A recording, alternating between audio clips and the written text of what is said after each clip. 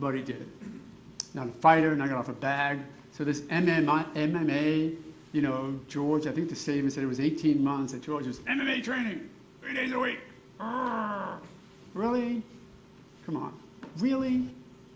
In light of the testimony of the trainer who said, I wouldn't even let him do anything but shadow box for fear the shadow might win, and hit a bag.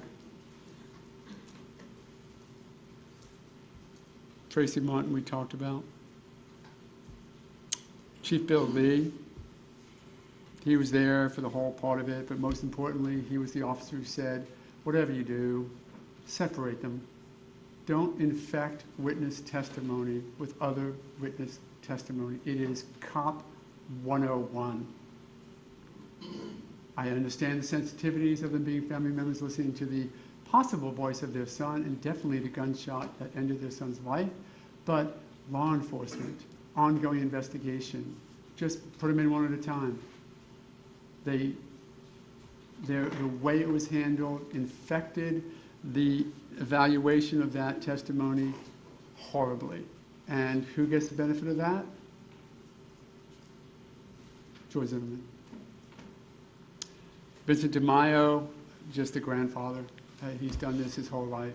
Came in and gave you some really good information about everything having to do with gunshots. Really good because he failed and refused to go beyond gunshots, even when I think we tried to take him a little bit, and he said no. And then the state tried to take him a little bit, he said no. I'm good at what I'm good at, but I'm only going to talk about what I'm good at. And what he's good at is gunshot wounds, and suggesting that it made perfect sense that the can in the jacket would do what it did. Does it make anything less than perfect sense as to what happened? It's in there, and he's leaning over. And his loose, billowing shirt falls forward. And he gets shot. And it's contact to the fabric. It is not pressed against the chest. I think that little play in opening statement has been dismissed. And it was 4 inches from his chest.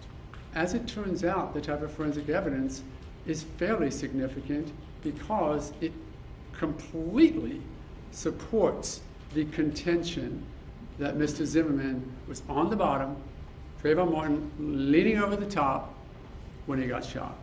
Now, here's a theory of guilt for you. You ready? Because this is the state's presentation, so listen carefully. He might have been backing up.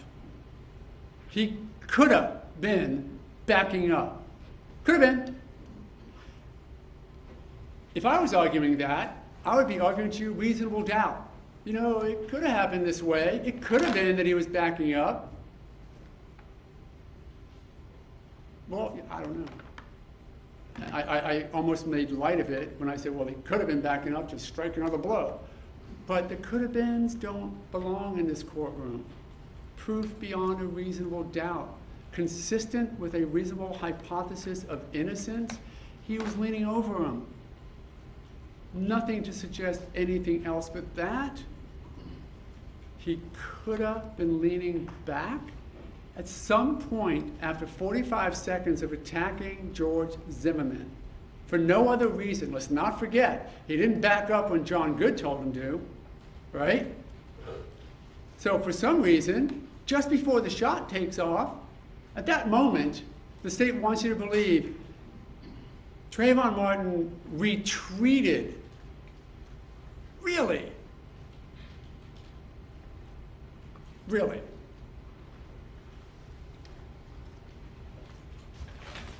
One piece of evidence, just one I asked for, just one piece of evidence that supports that contention. Where is it? Where's the eyewitness who said, I saw him back up? Where's the forensic evidence? Where he got all the way back up, chest and shirt are tied together and shot is through and through. Where's that piece of evidence? Where is one shred of evidence to support the absurdity that they're trying to have you buy? One. Mr. Guy can tell you about it when he closes. if it's there. Assumption, supposition, could have been.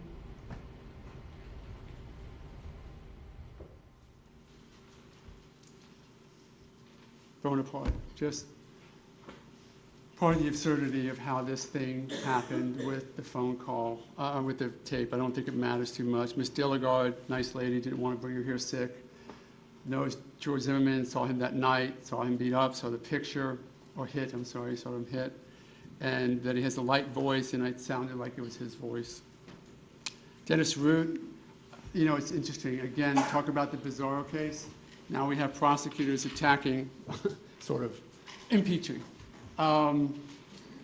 lifetime law enforcement officers who have dedicated their life to the pursuit of perfection in law enforcement. Perfection. My God, he's trained in everything. He takes something on, he becomes a trainer. And now we have the state impeaching. Well, hold on a second here. Could have been this way, right? Not really. Well, let me ask you this question, Mr. Guy says. At that moment, George Zimmerman decided to shoot Trayvon Martin. What other options did he have? None. He had none. From a use of force expert who's been doing this his entire career and who has become proficient in assisting others in learning how to use force, learning how not to use force, learning when to use force. And they asked him the question of whether or not George Zimmerman had alternatives. Tell me the piece of evidence that contraindicates that. Just give me one. Give me a shred of evidence that contradicts that he had any other option. Because now we have an expert who's qualified, who gave you that opinion. Dismiss it if you want. The judge will tell you, just because they're experts doesn't mean it's gospel, that you have to listen to them. But if you believe them, if you think they're well qualified enough to give an opinion, if it's an area of inquiry which will help you, then accept it.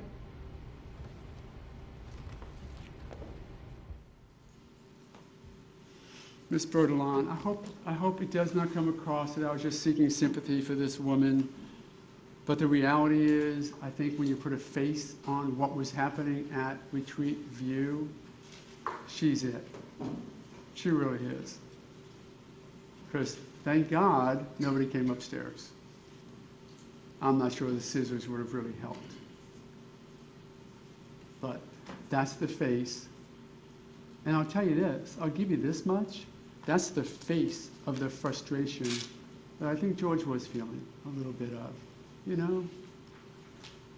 That's something that he wanted to help out with. That's why he walked over and didn't say, I'm going to go get this guy. No. That's why he said, here's a lock for the back of your door. Here's my telephone number. And here's my wife's number. You need our help? This is what we do. We help. Dad, you know, he said it early. You got to give it this much. He said it right away. He went down to SPD to talk to them, Sanford Police Department. They put him under oath, or maybe, I'm sorry, maybe the state attorney's office. They put him under oath and said, okay, now, you're under oath. You got to tell the truth. Is that your son? Yes.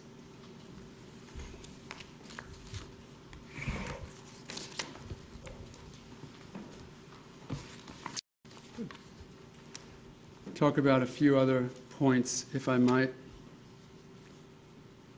Oops.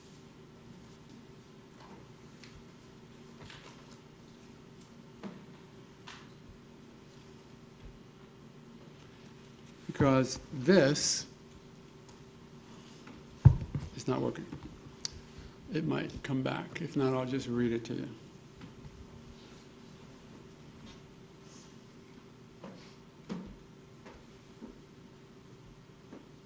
there's any chance it'll come back up, that'd be great. If not, I'll just work without it.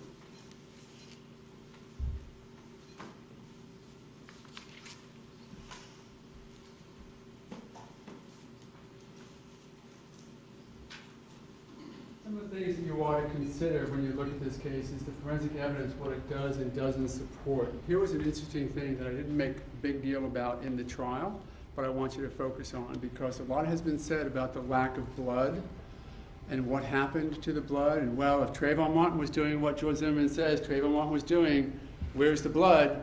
Where's the anger? Where does it show up on the hands? State 28. Gunshot wound. See the blood trickling down and across the chest? See that 3-inch swath of blood all the way over there? Basis in fact, it's 895, it's gone, not there. Yet, everybody who handled that body said they didn't touch it or they didn't wipe it. They may say, well, that was when we moved the sweatshirt up and we moved it back down and the blood is all gone. But let's not forget, the blood was there after they moved the sweatshirt up. So why wasn't it there if they moved the blood down? And it was actually still oozing in this photograph. So, some big moment. I proved my case? No. But the idea that they want you to assume, that they want you to believe, just connect the dots, that there was no blood because there was no blood when they failed to properly preserve items like the sweatshirts, items like the body, it seems, items like the hands that were to be bagged but weren't. They don't have to prove beyond a reasonable doubt that they bagged the hands. That's not an element they have to prove. But if they're going to try and come up with conclusive evidence that supports no other reasonable hypothesis of innocence but guilt, then they have to have a better case. And this is just some evidence of it. So, let's talk about other things you have to consider about that event. A couple of graphics. George Zimmerman, the way he was. Trayvon Martin, the way he was. Now let's do it life size.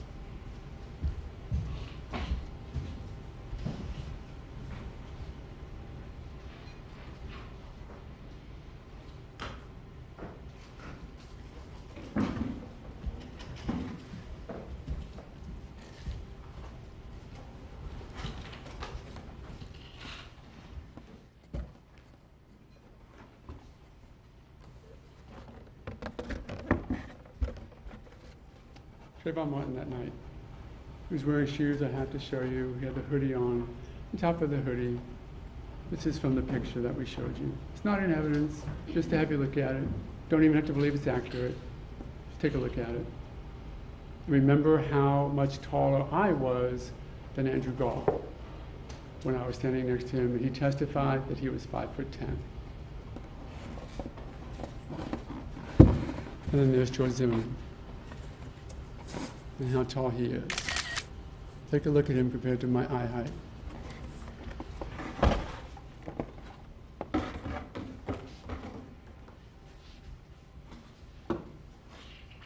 George, stand up a minute, please.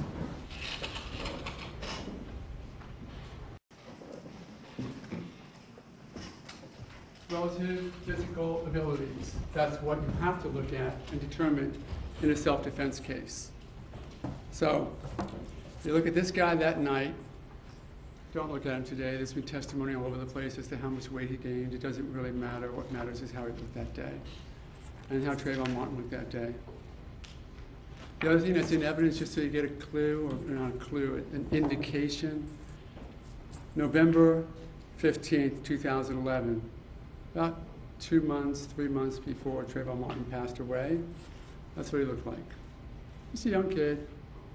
Nice kid, actually, if you look at the picture. Not bad.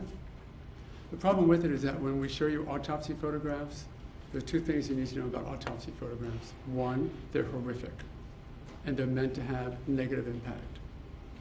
I did it when I was a prosecutor. Prosecutors do it all the time. A dead person on a slab has an impact on you. I would say that maybe one of you, maybe, have looked at a picture like that before this trial. Maybe one. It has an impact. The other thing about autopsy photographs is that there's no muscle tone because there's no nerves, there's no movement. He lost half his blood, we know that. So on that picture that we have of him on the medical examiner's table, yeah, he does look emaciated. But here's him 3 months before that night. So it's in evidence. Take a look at it. Because this is the person, and this is the person who George Zimmerman encountered that night. This is the person who, all of the evidence, was attacked, or attacked George Zimmerman, broke his nose or something close to it, and battered him on something. And the state now may say, oh, maybe it was just a drain box and it was no intent to hurt there by Trayvon Martin because it was just coincidence that he was bashing his head on something hard and it was a drain box. Really? Come on. Really? Those injuries?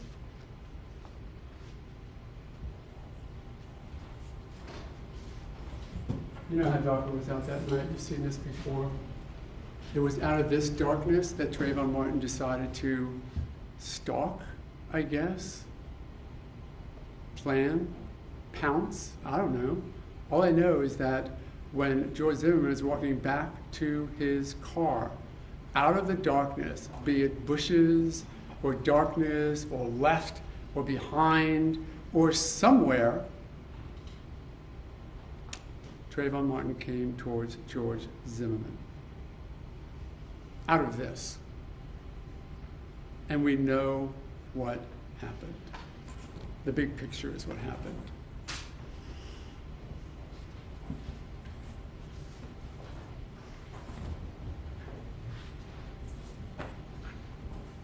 And it's supported by evidence. But he did.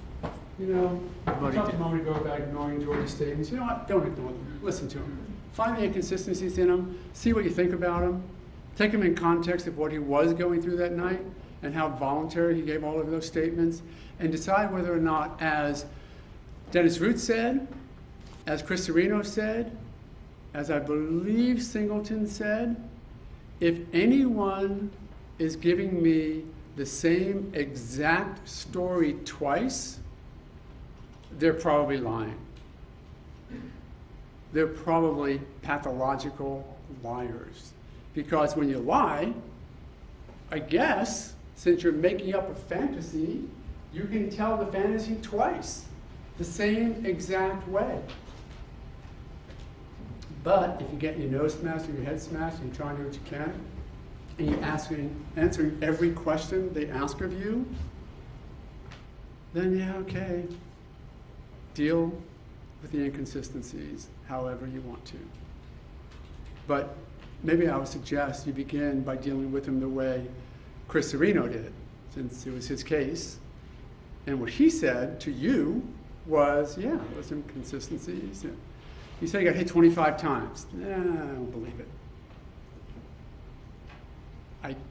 It seems he didn't get hit 25 times.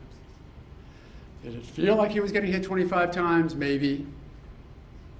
Is that the embellishment, the exaggeration the state is talking about when they say to you, oh, he's exaggerating, he's a liar? He's a liar? Really? Come on. Those are lies. If you lie, it's normally with intent to deceive, isn't it? Isn't that the essence of a lie? If George Zimmerman had the intent to deceive, why would he give 6 statements? If you're going to give him credit for anything about going to school and going through legal studies, Here's one, Miranda.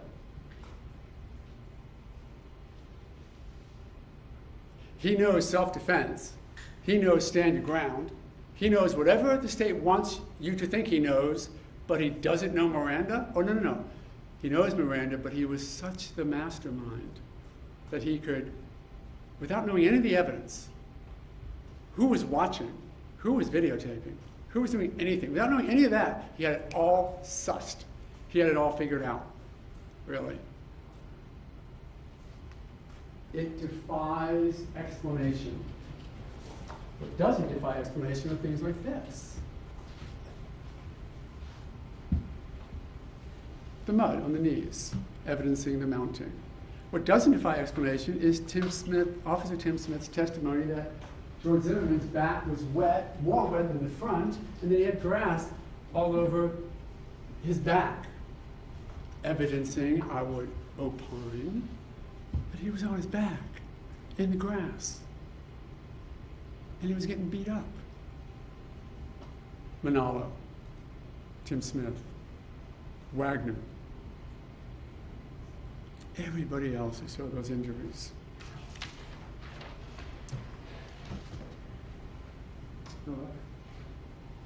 Okay. You don't get graphic, but you do still get me going over some of the instructions with you. Reasonable doubt. What is it? Can't tell you any more than we have. The judge has read it to you a couple of times already. You're going to get it again. Reasonable doubt. Don't start with the premise. Presumption of innocence sticks and stays until it is taken away by evidence that convinces you beyond a reasonable doubt that it is no longer appropriate to consider Mrs. Zimmerman innocent. Then and only then do you get to convict my client of anything. A reasonable doubt is not a mere possible doubt.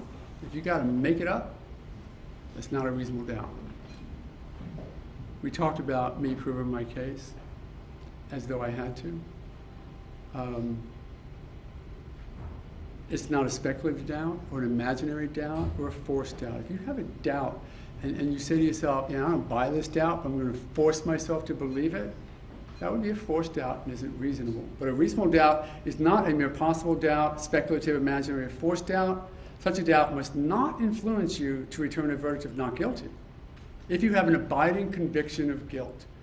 On the other hand, and this is the meat of it, if after carefully considering, comparing, and weighing all the evidence, there is not an abiding conviction of guilt, or of having that conviction, it is one which is not stable, one which wavers and vacillates.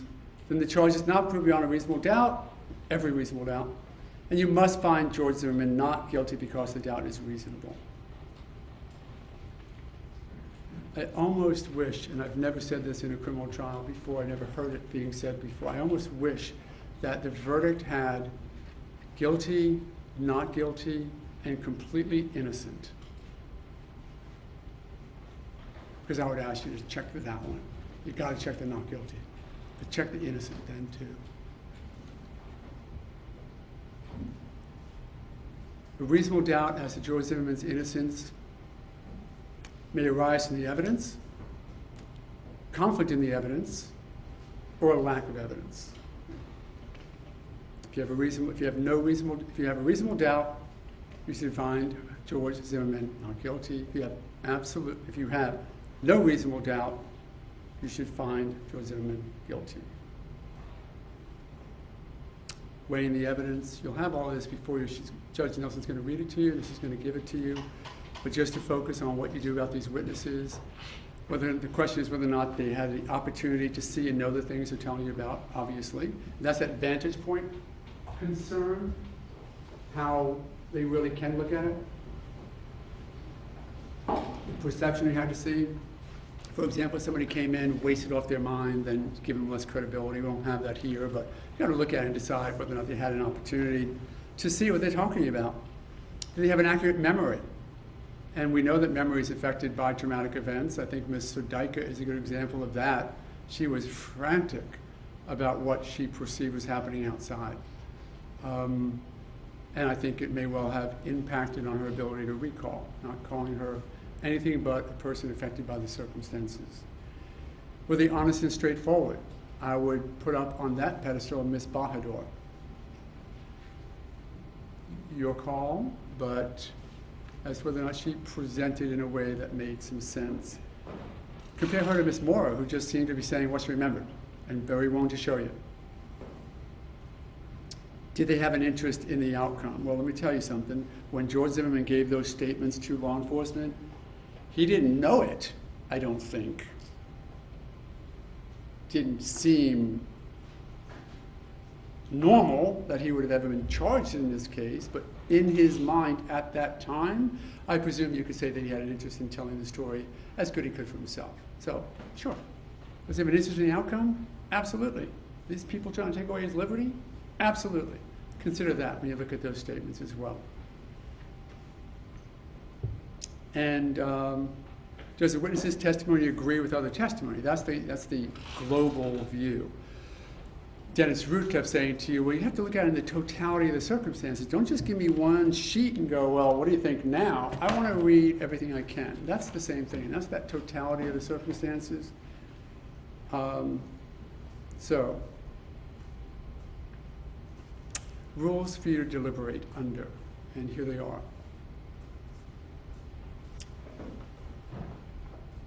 The case must be decided upon the evidence. Sort of makes sense.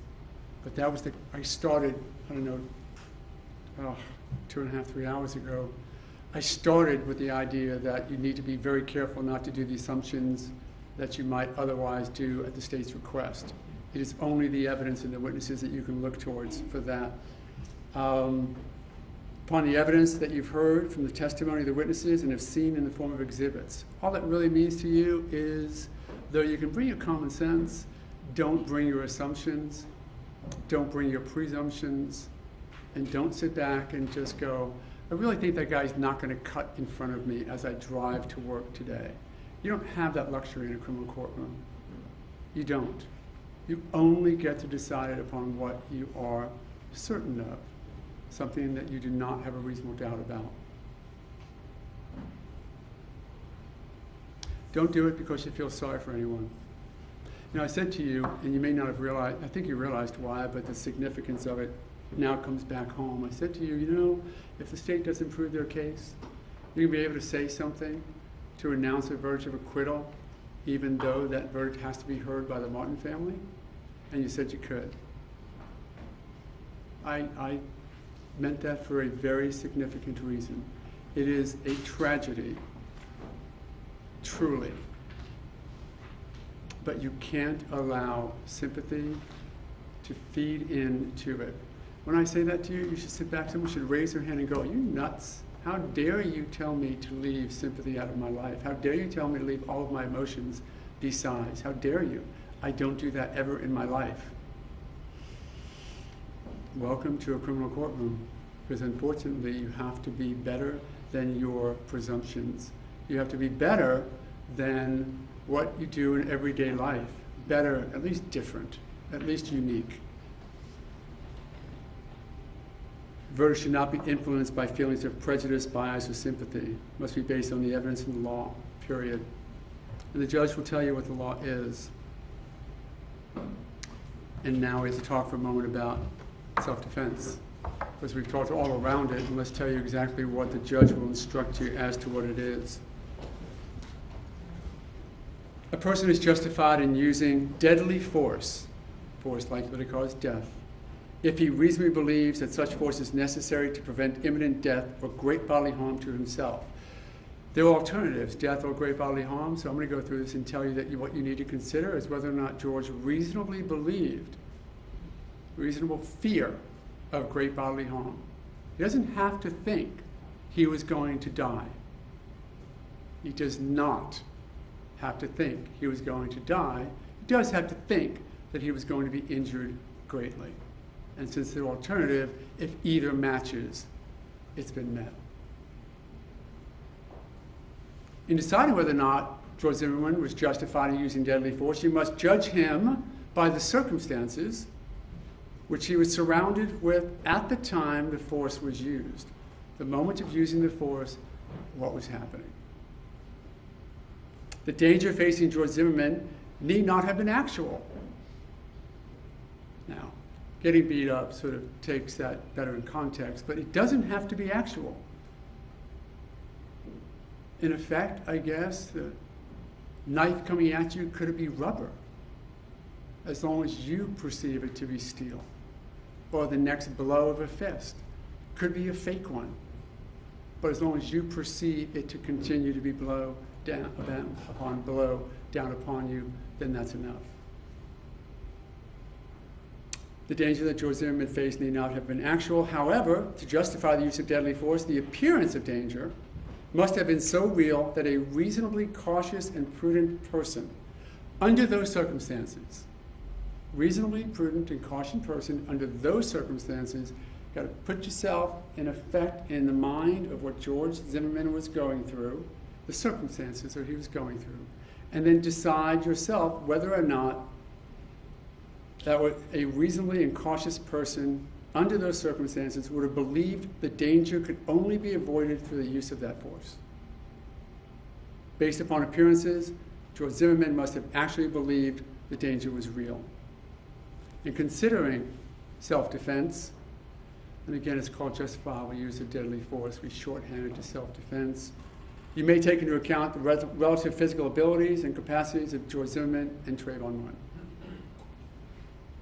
If your consideration of the issue of self-defense, you have a reasonable doubt on the question of whether George Zimmerman was justified in the use of deadly force, you should find George Zimmerman not guilty. And let me show you what that means in layman's terms, because I don't like the fact that I'm trying to prove to you a double negative. It just seems awkward.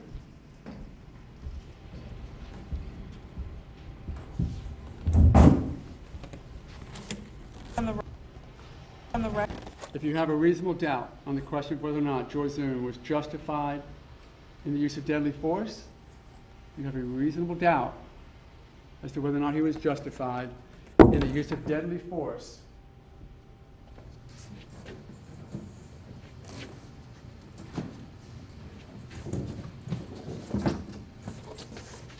He's not guilty. Anywhere along this graph, if you believe, this is where I went a little while ago, anywhere along this graph, then he's not guilty. That's why I said this was the bizarro case, of showing a case like this and wondering whether or not there is a reasonable doubt as to whether or not he had to use that deadly force to protect himself from great bodily harm. The other thing that I think we've probably gotten past, but I want to be clear about, is this one. You're going to get all the law that applies in this case. Every shred of law that applies to this case, you will have before you. What you won't have is any law that suggests something like following somebody is illegal, because it's not. Following somebody in the car or on foot in order to report their whereabouts to the police is not unlawful activity under Florida law. If it was, you would be instructed on it. You would have a statute as part of your jury instructions that says something that George Zimmerman did was unlawful. And you won't have it because it's just not there, because it's just not true.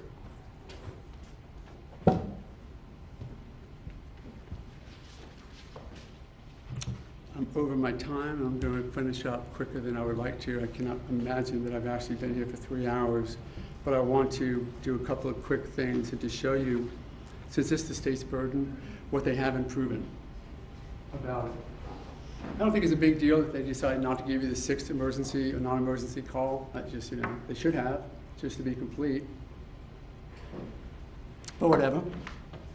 I don't know, the fact that I had to call Tracy Martin to have him testify to that when it's the state's case, I guess that they didn't have to do that. But if you're really seeking justice, why have me do it? Why not even have Serino testify? Why did I have to have him testify that Tracy Martin said it wasn't his son? Why did I have to have Singleton testify? Certainly they're available to me, and I did it. And I guess if I can do it, the state doesn't have to, except, you know, it really and always will be their burden, not mine. They didn't tell you about all the other burglaries that happened at Retreat View. I did. They're there. I haven't highlighted them, but trust me, they're there. Where's the expert countering use of force? Where's their guy? So all we have on use of force now is Dennis Root. Again, they don't have to bring a use of force expert. I did. They don't have to. But if that's their issue, where's their information? Same thing with Dr. DeMaio. I guess they sort of had Dr. Rao. Well, no, not on gunshot. But where's that? Again, they don't have to, but this is their case. I mean, it affects George Zimmerman, but it's their prosecution. It's their burden.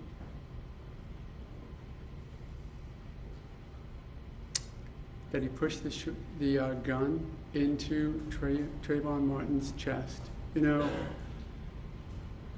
justice and emotions, you got to be careful with it, because we all have emotions as human beings, and then we have justice. And you sit back and you go, what are they trying to do? Does it really help you decide this case when somebody who is not George Zimmerman's voice screams at you or yells at you and curses at you? No, I would contend. Listen to the tape. Don't listen to Mr. Guy. I'm sure people say that I look like Joel Osteen, and I think Mr. Guy is trying to sound like him with this really long effing punks. You know, do we need that? I do a little bit, I guess. But do we need that type of anger coming out from a prosecutor rather than from a defendant? Is that really the way we're going to present this case to a jury of my client's peers? Assholes. Really? Is that the way he said it?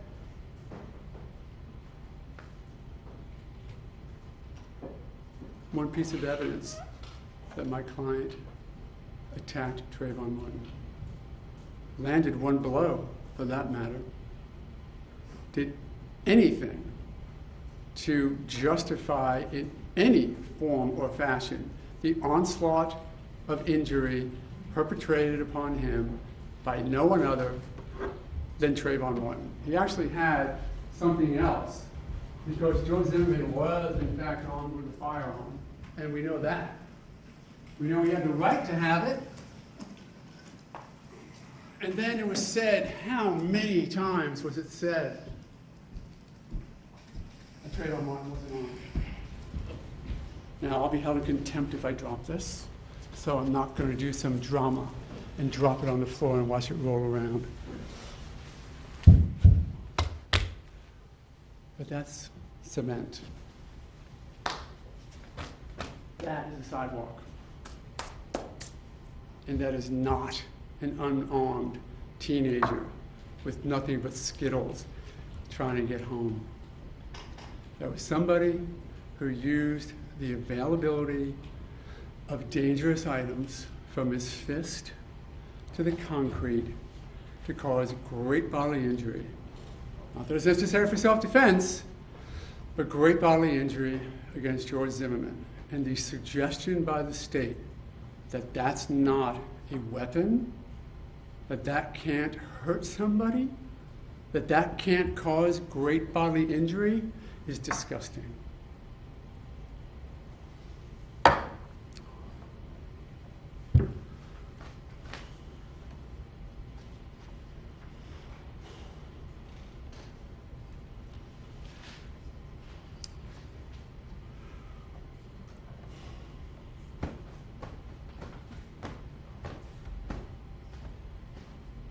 Even if we presume Rachel Jeantel was completely accurate in whichever version of what she first heard happen you want to believe, what she said was that George Zimmerman said, "What are you doing around here?" Let's just for a moment presume that we had that on audio tape. Let's just say they were recording their phone call and you heard her voice. Oh, you heard George Zimmerman's voice on the tape that said, "What are you doing around here?" What did Mr. Root say about that? What did the only expert that talks about the evolution of force tell us? Well, you say something like that, I might say, whatever I want, or who you to ask, or what do you mean, or get out of my face. But Dennis Root didn't say that the appropriate response is to break somebody's nose. Did he? Did he suggest that that was even near the spectrum of violence allowed, or the spectrum of force allowed in a situation like that? Unfortunately, there was some anger and hostility and ill will and spite maybe that night. It just had nothing to do with George Zimmerman. Well, that's not true. It had something to do with George Zimmerman. He was the victim of it. Because you can't look at those pictures and say that what was visited upon George Zimmerman was not evidence of ill will, spite, and hatred. Had Trayvon Martin been shot through the hip and survived, what do you think he would have been charged with? Aggravated battery? 2 counts?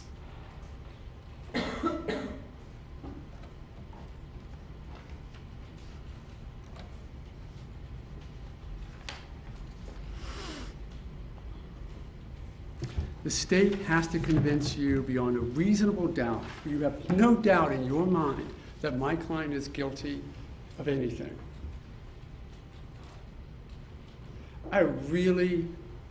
You get trial hypnosis. You think that you say the right things whenever you talk as a lawyer. So within that context, I really feel like I may have convinced you beyond a reasonable doubt that Mrs. Zimmerman is innocent. But of course we know that has nothing to do with it. The state will get up and finish in just a couple of minutes, and they will tell you he's a liar again. Maybe not, because Mr. Delarosa spent most of his time convincing you that my client lied.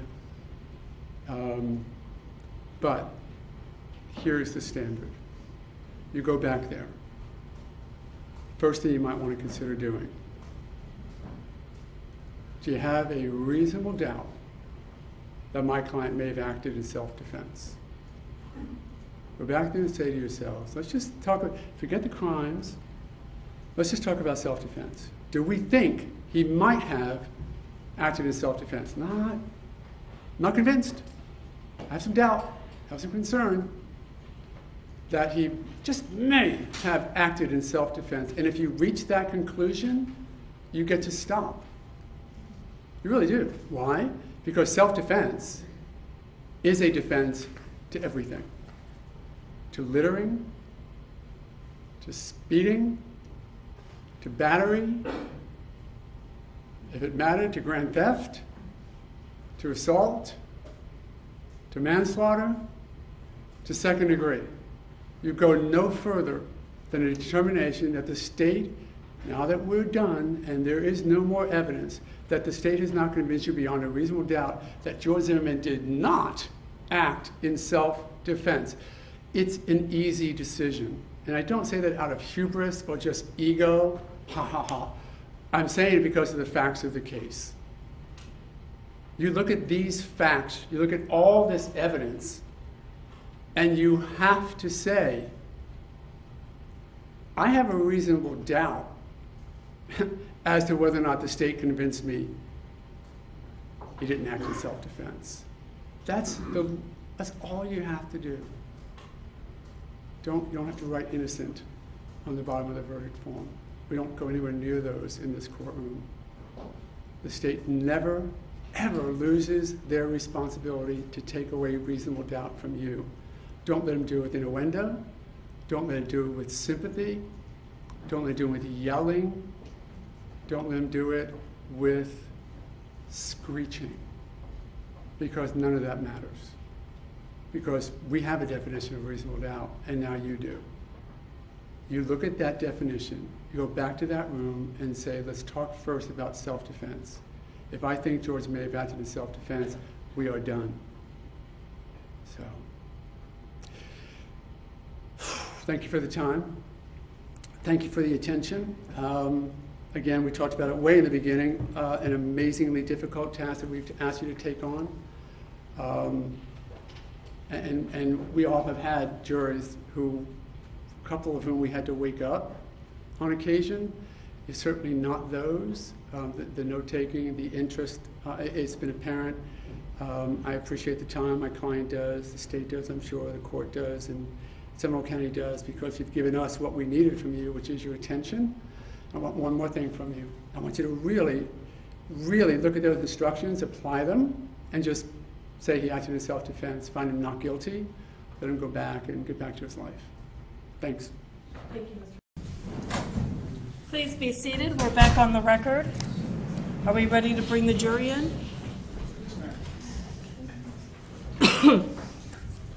Defense ready? Thank you, Ron. Yes.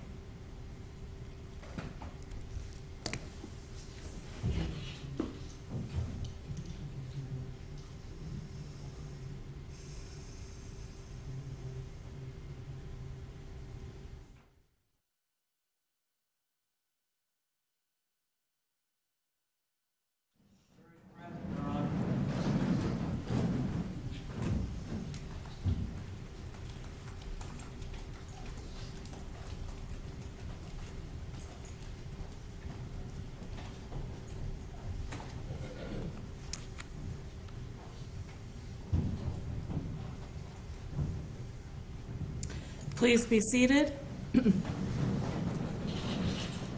Mr. Guy, you may proceed. Thanks. May it please the court, counsel. Good afternoon. The human heart, it has a great many functions, but is not the most important purpose what it causes us to do. It moves us, it motivates us, it inspires us, it leads us, and it guides us, our hearts, in big things, like what we choose to do for a living, and in little things, like what we do every day, at any moment in the day. So if we really want to know what happened out there behind those homes on that dark, rainy night, should we not look into the heart of the grown man and the heart of that child? What will that tell us about what really happened out there?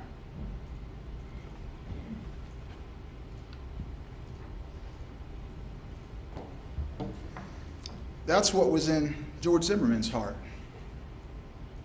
And the defense attorney can make fun of the way I say it, but it's not my voice that matters.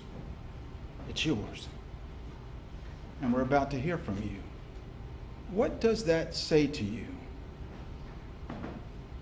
Was he just casually referring to a perfect stranger by saying effing punks?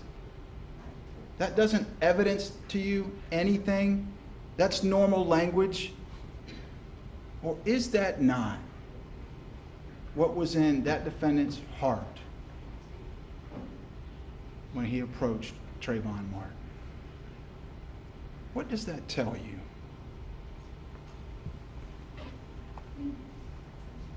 It's funny.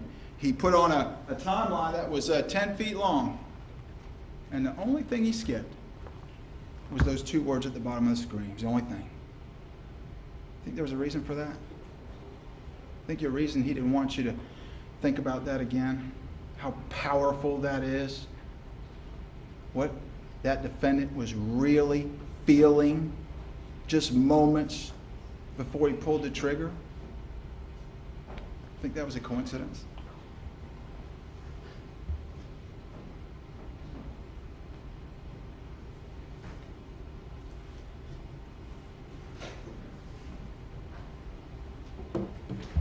What was in Trayvon Martin's heart? Was it not fear that Ms. Gentile told you about? The witness who didn't want to be here, the witness who didn't want to be involved. But the witness, the human being that was on the phone with the real victim in this case, Trayvon Martin, right up until the time of his death. Was that child not in fear when he was running from that defendant? Isn't that every child's worst nightmare? To be followed on the way home in the dark by a stranger? Isn't that every child's worst fear? That was Trayvon Martin's last emotion.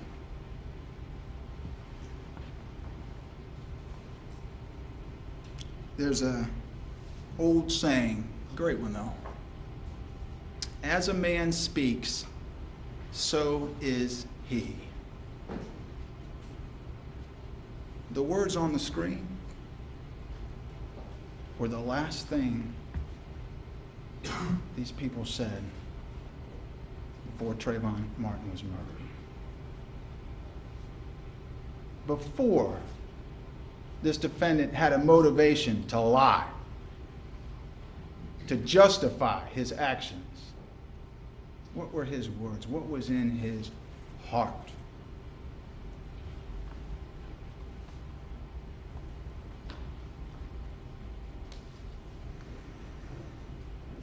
If ever, there was a window into a man's soul, it was the words from that defendant's mouth on that phone call.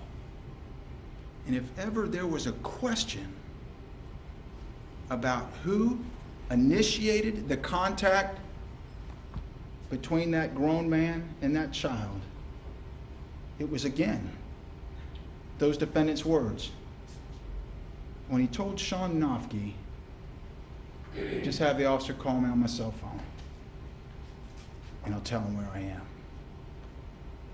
George Zimmerman was not going back to the car or the clubhouse or the mailboxes. And if there was ever any doubt about what happened, really happened, was it not completely removed by what the defendant said afterwards?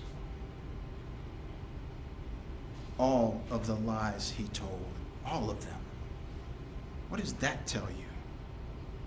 There's only two people on this earth who know what really happened, and one of them can't testify, and the other one lied. Not about little things like his age or whether or not he went to the hospital, but about the things that really, truly matter. And not one lie, over and over and over again. What does that tell you about what really happened out there? Why did he have to lie if he had done nothing wrong? The bottom line is, think about this. If that defendant had done only what he was supposed to do, see and call, none of us would be here. None of us. But that's not who he was. That's not where he was that night in his heart. After months of these people getting away. Not tonight. Not this one. Not that guy. That's why he got out of the car. If he really wanted the police to get Trayvon Martin, what would he have done? He would have stayed in his car and driven to the back gate where he had told them so many times they always go through the back gate. And he would have waited for the police. But that's not what he had in his heart.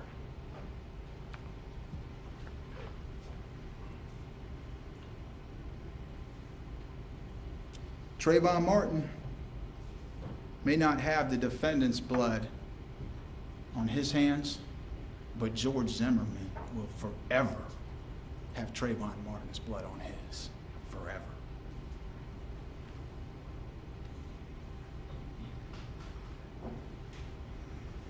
Let me give you one more old saying. Maybe the most important one you're going to hear.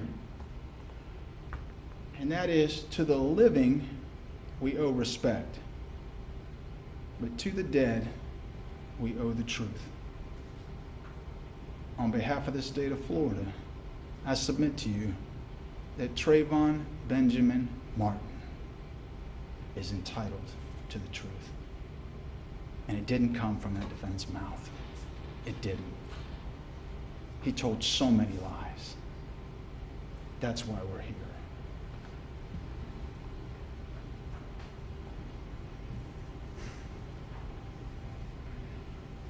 By the end of the night, that is what was in Trayvon Martin's heart.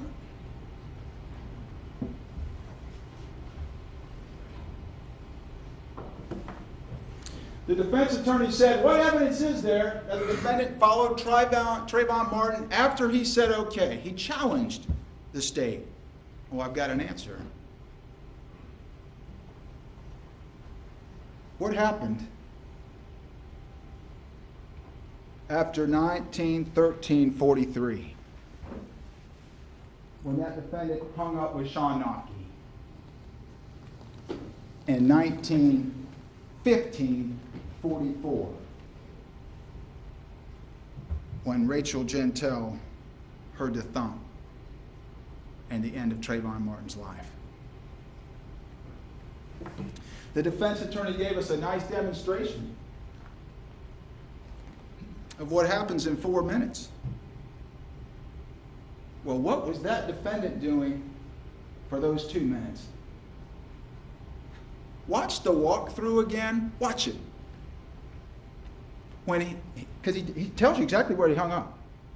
He's walking back in the direction of the T, and he says, I got off the phone and I continued to my car. Maybe 10 seconds before he got to the T. It was 2 minutes. 2 minutes. He wasn't going back to his car.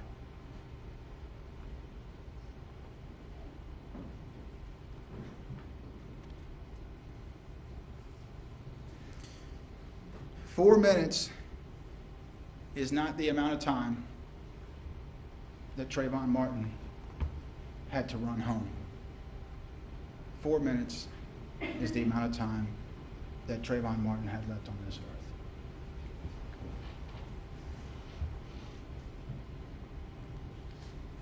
I don't have any audio clips for you, or video clips, or charts, or big along 10-foot long timelines.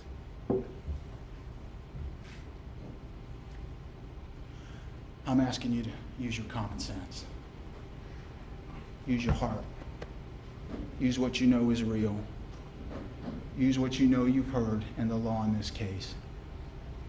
You know, and for the defendant, it's kind of like their little animation, the cartoon that they put up.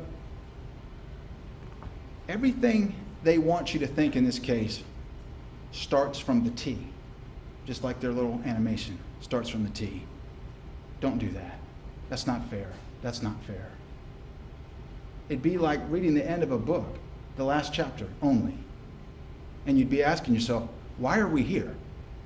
How did we get here? Who are these people? You can't do that in real life, and you shouldn't do it here. Let me suggest to you, you start at the beginning. Let's start at the 7-Eleven, where that child had every right to be where he was. That child had every right to do what he was doing, walking home.